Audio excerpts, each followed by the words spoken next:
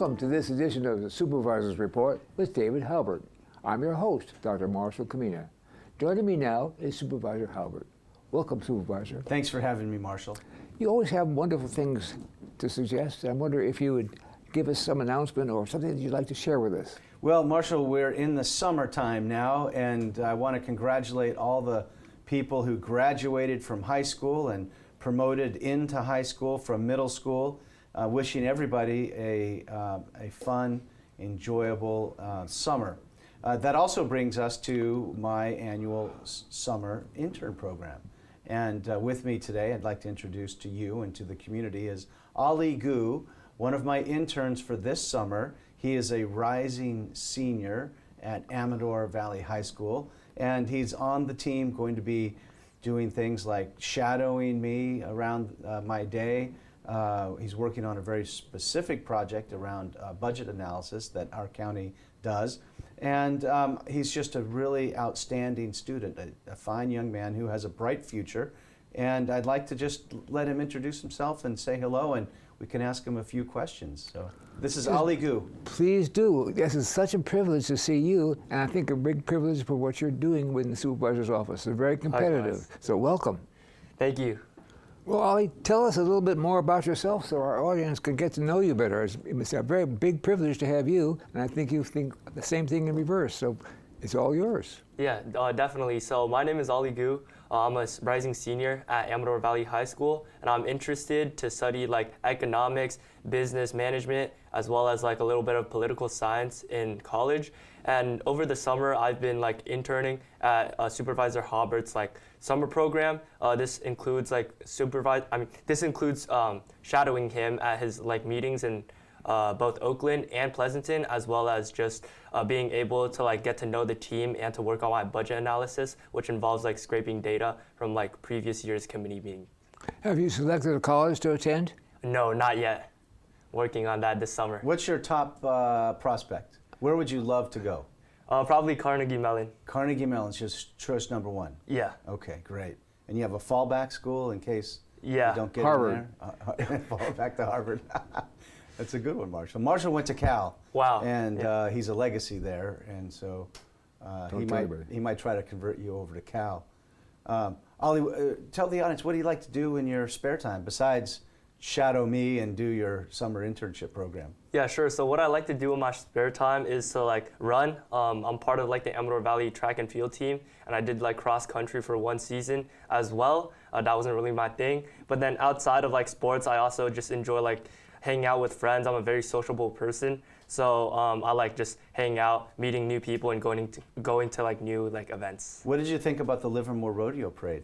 That was really fun. I got to like just like walk around, hand out flags. I think that was like one of the best experiences. That's pretty cool. Yeah. Well, you're doing a great job. I want you to know you have a bright future, and I appreciate the work you do on the intern program. Mm-hmm. And it's just a pleasure having you on the team. Thank you. Yeah. Have you ridden on any fire engines yet? Nope. Well, he'll probably expose you to that at some point. It's really a lot of fun. Maybe a 5-alarm fire, Marshall. That's not exactly what I meant. We're going to take a short break. We'll be right back at this edition of Supervisor's Report with our president, David Haubert.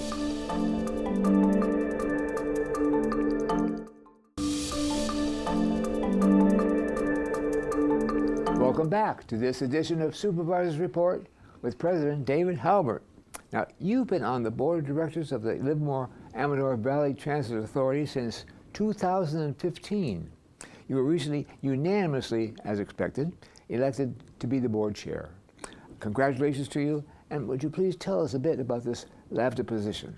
Well, Marshall, thank you for the acknowledgement there. I do enjoy being on the board of the Livermore Alameda Valley Transit Authority. We call it LAVTA, or we know it in the public as WHEELS, the WHEELS bus service. And as mayor, I served as the liaison from the City Council of Dublin, and as a supervisor of Alameda County, I sit on the board of LAVTA as the liaison to the Board of Supervisors. LAVTA is an extremely valuable resource in our community. As we know, people that can't afford a bus or don't have a bus, can't afford a car, or just choose not to drive a car and instead take public transit, either to get to work or around town, they need a bus. And that's exactly what the Wheels bus service provides. We also provide paratransit services to those that are wheelchair bound or otherwise just completely unable to drive and need special assistance. And the quality of life improvement for folks that are in a wheelchair and wheelchair bound, to be able to get to appointments, to be able to get to the mall, to be able to get to around town is tremendous. If they don't have this, their quality of life diminishes considerably. So that's what the LAVTA does. That's what the Wheels bus service does. And indeed, we rotate the chairmanship, Marshall. It's not like I won an election or anything. We have a joint powers authority between Alameda County and the cities of Dublin, Livermore, and Pleasanton, and we take turns. So it's a really congenial group. We all serve on multiple boards together, and we hire a executive director, Christy Wegner, to run LAVTA. And I just enjoy it being my turn to lead that organization. I remember it well. I was their first chair. That's right, Marshall. You're right. I remember that. And we wanted to come up with a name, and I submitted Radio. Radio. And that's what it was for a while. But it's a wonderful place. Yeah. And with that budget they've got, they do a really good job for us. Now, Mental Health Awareness Month stresses that we need to be aware of this issue all the time. What services does the county provide? Indeed, Marshall, mental health awareness is an important component of what the county mandated services are. Mental health awareness helps to remind people or make people aware and of mental illness.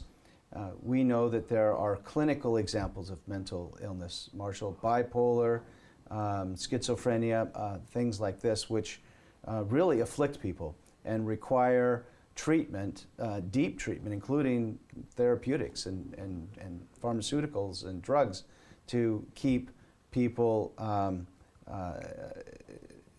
to help people cope with life. But there are other examples of mental health, stresses of daily life, losing of a job, not being able to afford rent or food, or having to choose between food or paying the electric bill. As the economy gets stressed, as affordability gets stressed, as people can't afford things, they fall into crises. And many people without a strong family unit or without a strong social network can spiral into depression because of the situation they find themselves in. And sometimes people lash out when they have mental episodes. And so we try to work with clinicians, we work with nonprofit organizations, we work with community advocates to help come around people that are experiencing a mental episode. Unfortunately, what happens often is people experiencing a mental episode end up in jail.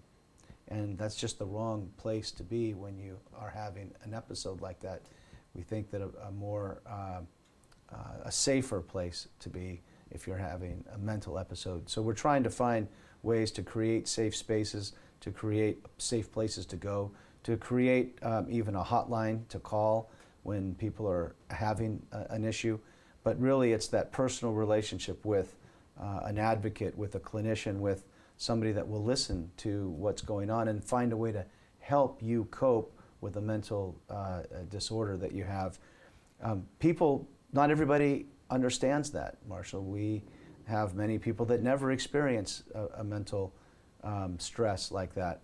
They don't understand how somebody can go through that, but it happens to all of us at some point, Marshall, in varying degrees, I guess I would say.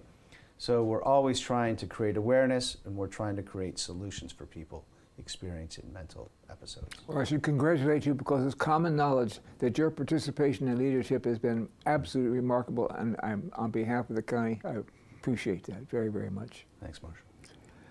What's the status of the district stand on the reopening of the prison for any correctional or detention? Is it is demolition an option? So the Federal Corrections Institute in Dublin, Marshall, FCI, the recently closed down prison, has been mothballed by the federal government. It's been shut down. We do know that it is not up to today's codes and standards. I think either we know conclusively or we highly suspect that there may be things like asbestos in the ceilings and walls, maybe lead paint. And so it's uninhabitable, essentially. There are two options. It could be torn down, and it could be heavily renovated to bring it up to today's standards. But either situation requires that it not be inhabited at this time. We are reaching out to the federal agencies who control that property. The county doesn't own it, the city doesn't own it. It's owned by the federal government. They can do a lot of different things with it, Marshall, but what they can't do is immediately occupy it because of the condition that it's in. Once it's been vacated, which it has been, it's in a mothball status, and they're deciding what to do with it. What we have said is that we would prefer it to not be an ICE detention facility. There are many other uses that it could have, but not without significant renovations or a complete rebuild, so not overnight. And whatever they do with it, we would hope that it not be for ICE. I actually hope that we could use it for a county purpose, Marshall, whether that be transitional housing or some alternative, say, to Santa Rita, which is just down the street. We could maybe use it for a lot of different things, but not without, again, significant renovations or a complete tear down. Both are which of options. I know this is a big topic, but I hear frequently from the mayor of Dublin that she and the council really appreciate the amount of time you're putting in on this, and I know that they're very grateful. Yeah. How about the Altamont landfill and resource recovery? Now, that landfill committee has a resource recovery committee, and it was providing research to determine if the East-West Trail can connect with the Mokelumne River into Suisun Bay in Martinez. Pronouncing that 100 times. How's that going? Marshall, it is a great organization that is well funded based on the tipping fees at the landfill, and we all know the history there. The landfill takes all of the integrated waste management refuge from the county out there in Livermore, and every ton of garbage that is deposited there creates a fee. That fee goes to provide funding to purchase open space and do things like provide trails and the like. We're studying trails that can be, and the one you just mentioned is one that is under investigation, what it would take to improve the distance between the river and the bay, and how we might be able to help either acquire the easements to put that trail through, or to help build the trail. In addition to that trail, Marshall, I've asked the team to look into what we call the crest to coast opportunity. The crest starts up in Calaveras County, Marshall, and there's a trail that can lead all the way to the coastline, which means the bay, the inner bay along Alameda, along our shoreline. And there is a trail that can be created. Many segments of that trail already exist. There's a few segments left to be completed, but if we can complete it, there could be a crest to coast trail that would start in Calaveras County, wind its way through San Joaquin and other counties, and including Contra Costa and Alameda County, and end up at the ocean. Ending up at the ocean. End up at the ocean. Crest to coast. The crest of the mountains in Calaveras Hills to the coastline of San Francisco Bay, the East Bay. So it's true, you have to get up 2 hours before you go to bed and just to be able to get to work on time? I think, Marshall, it would, I can think of the days back in the pioneer days when maybe a trail like that would have been used. Yes, I imagine so. The other thing, Marshall, and just more locally here, we have the canal, as you know, winds through parts of Livermore. And the canal has a service road next to it, paved service road. And we're exploring ways that maybe we could allow people that want to walk along the canal. Any time that we can provide places and spaces for people to get out in the open air and to get out into nature is a good thing. No doubt. Are there any other upcoming events you'd like to talk about? Marshall, my favorite time of summer is the Alameda County Fair. And it's starting, has started, and will continue through July 12th. So I would like to announce to everyone, if you haven't gone to the fair, or if you have, come again. This year, the Alameda County Fair, one of the best kept fairgrounds locations in the state, if not the country, with some of the best amusements and entertainment by Butler, the Butler Amusements and Entertainment Company. They've been around a long time, haven't they? The best run carnival and amusement ride company in the country. I know that for sure. Wonderful people. And it's just a great experience to go to the fair. Now, I know people are disappointed we don't have horse racing again for the second year in a row. I'm disappointed by that. I want to find a way to change that. I'm working on that. I personally enjoy horse racing. And it's not there, but that's okay. Maybe it'll come back in the future. It doesn't mean you need to stay away. Come and join the fair. Come enjoy the fair. The other thing I want to say is a big shout out to a very special person, an Eagle Scout, a fellow Eagle, a colleague Eagle. We're in the same club, and that's Evan Kamena. Marshall, I think you might know him. I do know I'm not him. sure, but maybe Kamena. And he's headed off to the University of Chicago, their engineering program, one of the top in the country. He should be very proud of himself, and so should his grandfather be very proud.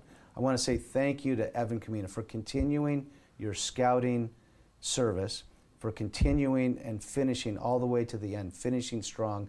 Achieving your Eagle Scout rank is something that nobody can ever take away. And he's done it, and I'm very proud of him. I'm speechless. I like to do that to you, Marshall. I do that. But thank you so very much. It's going to mean so much to him. Yeah, he's a good kid. Thank you. Are there any other events you'd like to talk about? No, Marshall, I think we've go enjoy the fair. Well, thank you, Supervisor, for being with us here today and updating us. And thank you for being here as well. Join us again next time for Supervisors Report with the President of the Supervisors, David Haubert. Thank you again, too.